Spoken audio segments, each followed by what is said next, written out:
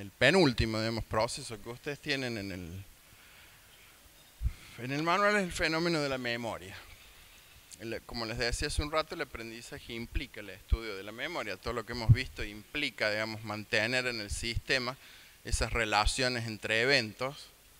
Qué linda gotera que hay. A baldazos cae. Si no existiera la memoria, no existiría el aprendizaje, básicamente. Veíamos recién, digamos, que los estudios de aprendizaje, de alguna manera, eran lo que describían eran procesos de adquisición y expresión de esas respuestas aprendidas. Y los estudios de memoria en general lo que evalúan es la permanencia de los procesos y qué condiciones favorecen o no favorecen el almacenamiento de la información y su posterior recuperación. El esquema general de la memoria es cierta información ambiental que es sensada y asimilada por los sentidos, después procesada de acuerdo a ciertas reglas y almacenadas para luego después recuperarlas.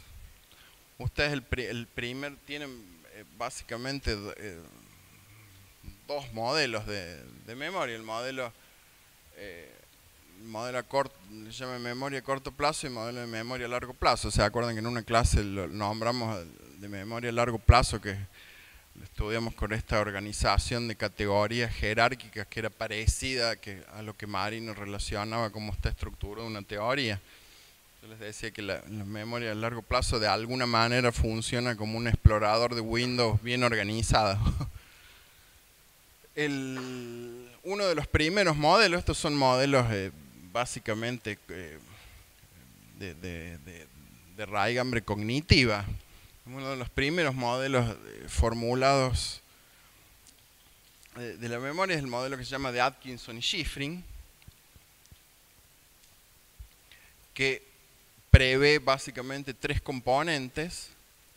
Primer componente, que es un componente fugaz o lo que se llama memoria sensorial, es un primer almacén que se supone crea copias exactas y fieles de los estímulos recibidos, como si fuera una cámara de fotos, pero es algo muy fugaz, digamos. El procesamiento posterior que le da el sentido o el significado a la información es el segundo almacén, que es el sistema a corto plazo o memoria de trabajo, que se denomina.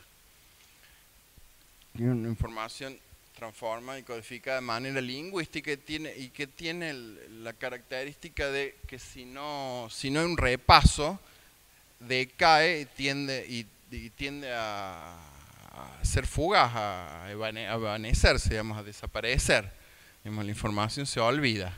Y otra de las características es que, ya la habíamos visto enganchado con fenómenos en el modelo de atención que habíamos visto, es que la cantidad de unidades de información es limitada. Digamos, a diferencia de la memoria a largo plazo, que se supone que el almacenaje es ilimitado. Y les decía que la memoria, en la clase anterior, que esta memoria a corto plazo, working memory, básicamente la información que puede manejar es entre 5 o 9 elementos. ¿Se acuerdan ese test de los dígitos? Les decimos que hacemos repetir primero 2 dígitos, después 3, después 4, después 5. Bueno, esa es una forma de establecer la cantidad de elementos que tiene. En general la gente más de 9 elementos no va a poder repetir. Digamos, a no ser que use estrategias puntuales, digamos, como las parecidas a las que usamos bueno, ahora están los directorios de los celulares, pero si uno tuviera que recordar un número de celular, en general lo que hace es agruparlo de a 3. Entonces ahí podría transformar 3 unidades de información en una sola. Entonces ahí podés ampliar de alguna manera la capacidad mediante alguna estrategia de memorización, pero sin que medie eso, digamos, las unidades informacionales van entre 5 y 9 elementos. Y la memoria a largo plazo, una de las características es que se supone que es ilimitada y que no sufre, es relativamente indeleble, digamos, no sufre atenuaciones con el paso del tiempo. Y eso tómenlo con pinzas, porque sí hay fenómenos que se llama reconsolidación, que supone que cada vez que uno evoca una memoria a largo plazo hay una ventana temporal donde esa memoria sí puede ser manipulada, sí puede ser cambiada inclusive. Básicamente esto es lo que habíamos visto en la clase de Marino con otro tema, digamos, que es la memoria a largo plazo, que se relacionan entre sí en redes o matrices jerárquicas, y cada elemento es una palabra que tiene adosado un rasgo que indica otras palabras y categorías más grandes, digamos, que ¿se acuerdan de eso que lo habíamos visto? Nos vamos a inundar en cualquier momento. Si uno se le representa la categoría seres vivos, digamos, se van a activar todas las subcarpetas, digamos, que están a la derecha, básicamente, como si fuera, como les decía recién, como si fuera un explorador de Windows. Y eso hace, digamos, que cuando uno tenga que incorporar elementos a esa matriz, esos elementos se incorporen ya en esa red, digamos, uno no tenga que generar uno nuevo, y por eso se supone que la capacidad puede llegar a ser ilimitada. Eso es lo que les expliqué recién. Esta cuestión no es solamente una cuestión conceptual, digamos, tiene investigaciones inclusive yendo hacia el cerebro, digamos, qué es lo que pasa con esto. Hay estudios, digamos, se llaman estudios lesionales, digamos, de gente que ha sufrido lesiones a través de imágenes cerebrales, que por ejemplo cuando hay un defecto en la denominación de objetos o de reconocimiento de distintas categorías, están relacionadas a lesiones diferentes también. Digamos, bueno, no importa qué áreas son, digamos, pero pueden ser disociadas neuroanatómicamente, digamos, ese tipo de cuestiones. En cuanto a la historia, digamos, el primero que ustedes tienen nombrado, que es básicamente el primero que empezó a estudiar el fenómeno de la memoria, es Ebbinghaus, que es el señor ese que tienen puesto ahí, que básicamente lo que hace en sí mismo, digamos, en esa época se podía hacer eso, digamos, se podía uno tomar a sí mismo como objeto de estudio. Lo que hacía era aprender listas de sílabas sin sentido, y bueno, y hace un montón de juegos con eso, digamos, acerca de la persistencia de la memoria de esas sílabas sin sentido, del sobreaprendizaje de ese tipo de sílabas, como que bueno, que al principio la cantidad de veces que debía releer la lista para poder decirle era el índice de cuánto se había olvidado, por ejemplo, y hacía, digamos, un montón de juegos con eso, como que la diferencia entre el número de lecturas iniciales de esas sílabas sin sentido y la cantidad de repeticiones era la medida de la persistencia de su memoria. Lo que hacía era leer repetidamente estas listas sin sentido, después dejar pasar un tiempo y después evaluar cuántos elementos de la lista recordaba. Y si no recordaba todos los elementos, volvía a leer nuevamente las listas hasta que la leía con exactitud, digamos, hasta que recordaba todos los elementos. Después vio que en cuanto al olvido, digamos, la tasa de olvido era muy, muy rápida al inicio, después se estabilizaba.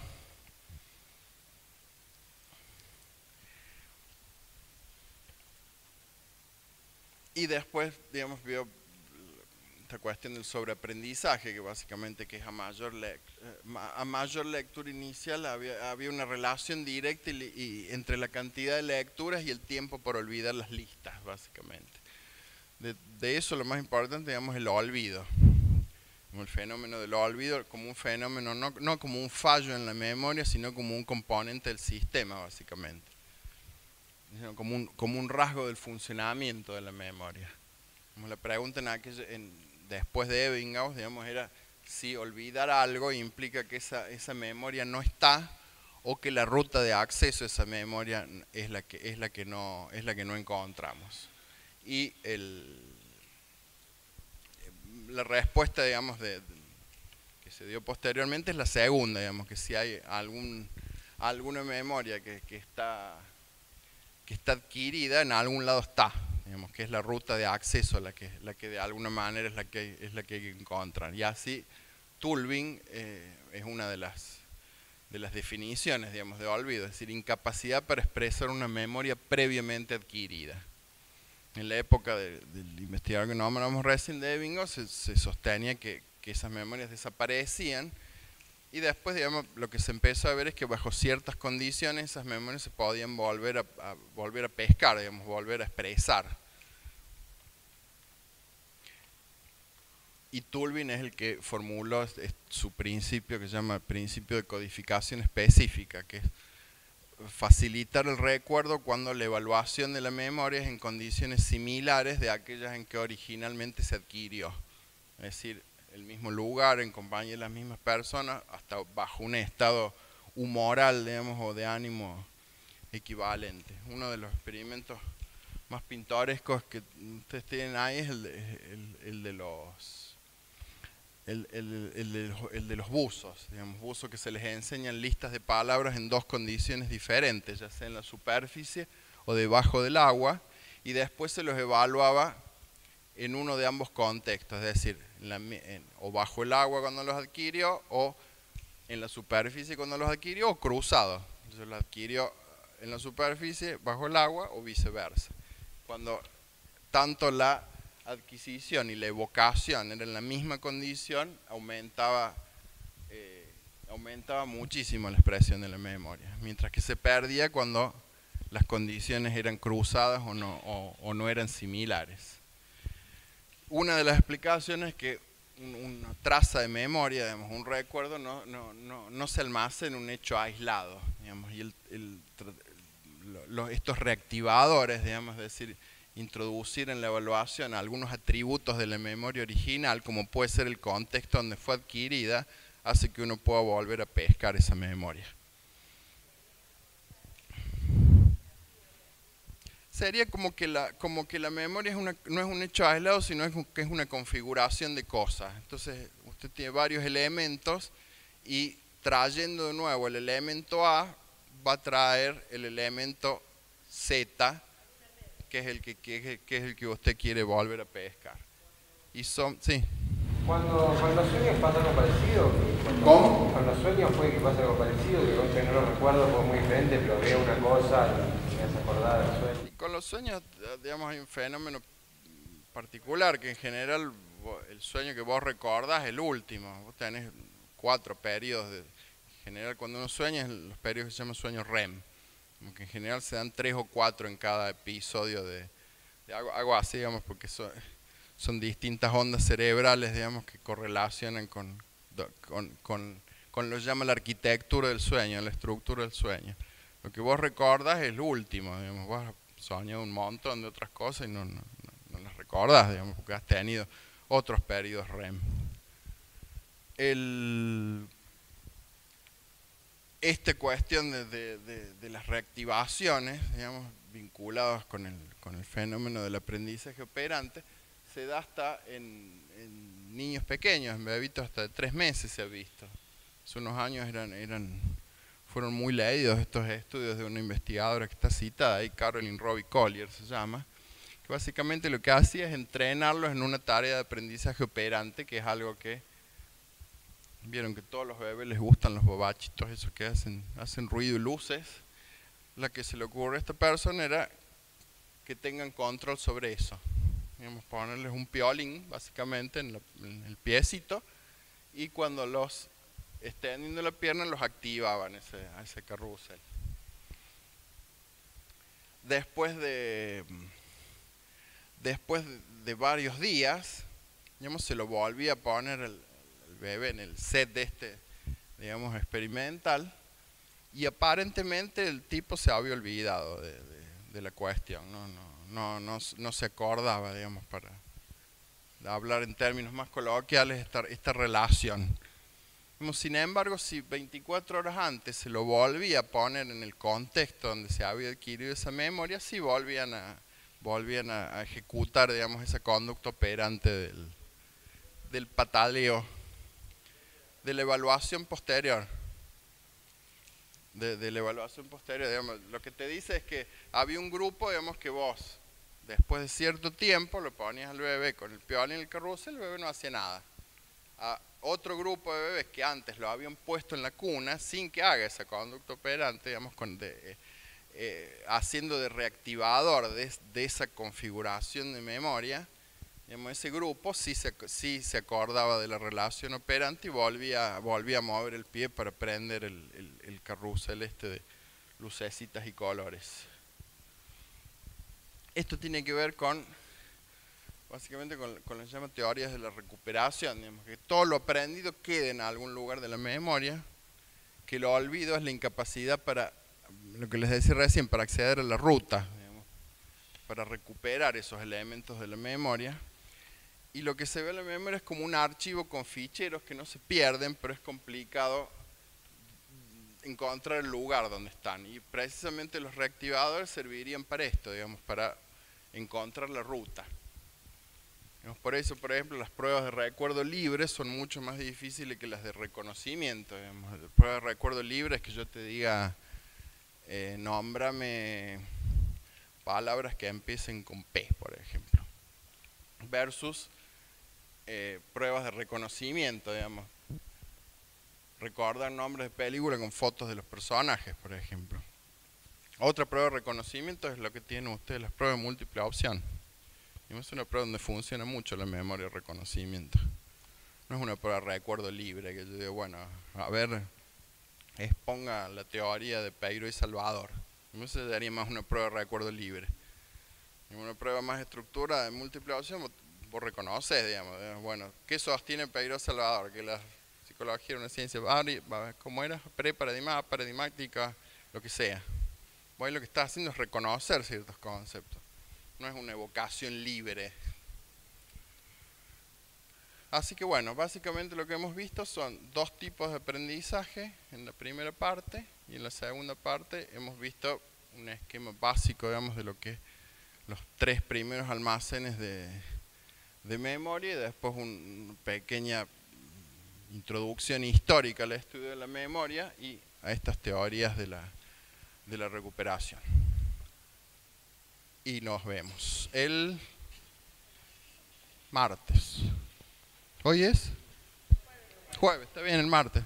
Nos vemos el martes. Suerte, chicos.